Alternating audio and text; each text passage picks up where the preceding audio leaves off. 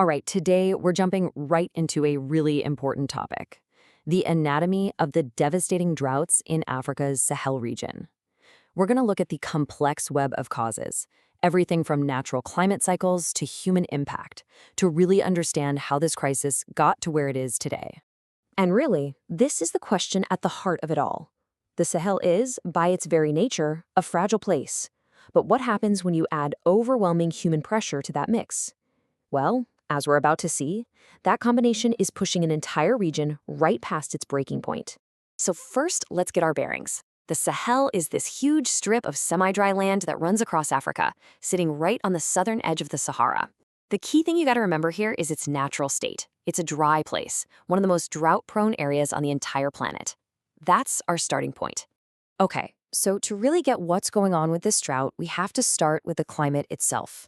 This is the natural trigger, the baseline rhythm of the region that, as we'll find out, is dangerously fragile. Now, this might sound technical, but trust me, it's actually pretty simple. The Intertropical Convergence Zone, or ITZZ for short, is the single most important thing when it comes to rain in the Sahel. Just think of it like a giant rain-making machine that moves north and south with the seasons. And believe it or not, the Sahel's fate pretty much hangs on where this machine decides to go each year. And this is where you can see that natural trigger in action. It's a super simple two-step deal. In some years, that rain-making machine, the ITCZ, just doesn't travel as far north as it's supposed to. The result is simple and devastating. The life-giving summer rains just don't really show up, and that is the first domino to fall. But here's the thing, a natural dry spell, that's only half the story. The real catastrophe kicks in when human activity gets involved, acting like a powerful accelerant that turns a bad situation into a total crisis. And you can see the difference right here. It's pretty stark. In a healthy landscape, trees are like these giant water pumps. They pull moisture up for the ground and breathe it out into the air, which helps make more rain. But when you clear those trees for things like firewood or farmland, you don't just lose the trees, you break that whole local water cycle. Less moisture gets recycled, and that means, you guessed it, less rain.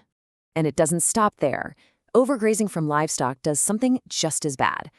Healthy land, covered in grass and shrubs, it just soaks up rain like a sponge.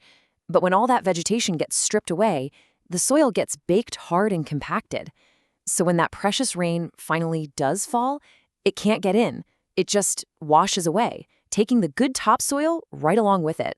So what's the result of all this? Well, it's a huge deal.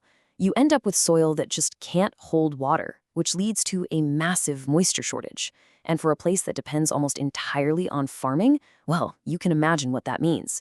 It makes growing food, the very thing people need to survive, incredibly, incredibly difficult. And this is where things start to spiral. We're not just talking about one or two problems anymore. We're talking about a full-blown systemic crisis where every single problem just feeds the next one in a vicious downward cycle. And this really breaks down that cascade perfectly. It kicks off with less rain, that's your meteorological drought. Okay, so now the soil dries out, bam, agricultural drought. Then, because the ground is so hard and can't absorb water, the rivers and lakes start to shrink. Now you've got a hydrological drought. And the final, absolutely tragic result of all this: famine drought, when there just isn't enough food to go around.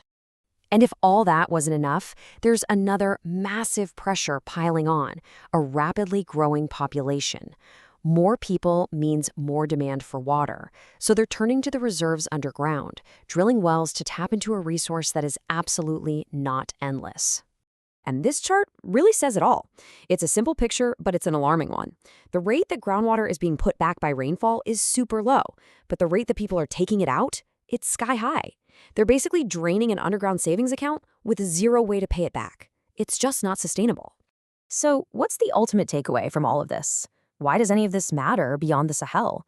Well, it all comes down to this really powerful metaphor our source material points to, the idea of a broken sponge. This one sentence really gets to the heart of the entire issue. And that word, resilience, that's everything. It's about a system's ability to bounce back from a shock, like a bad year with low rainfall. But what this is saying is that resilience, it can be broken. So let's go back to that sponge idea. A healthy ecosystem in the Sahel? It's like a big, fluffy sponge, able to soak up water and hold on to it for dry times. But human actions, deforestation, overgrazing, they've basically stomped on that sponge, compacted it, and made it hard as a rock. So now, even when the rain does come, the water just can't get in. The land has lost its ability to hold on to the one thing it needs most to survive. And that leaves us with a final, pretty sobering question. You see, the story of the Sahel isn't just about some far-off place. It's a huge warning sign about what happens when human pressure shatters the natural resilience of a fragile environment. It really makes you wonder, right? How many other places out there are teetering on the edge, just one step away from the same exact fate?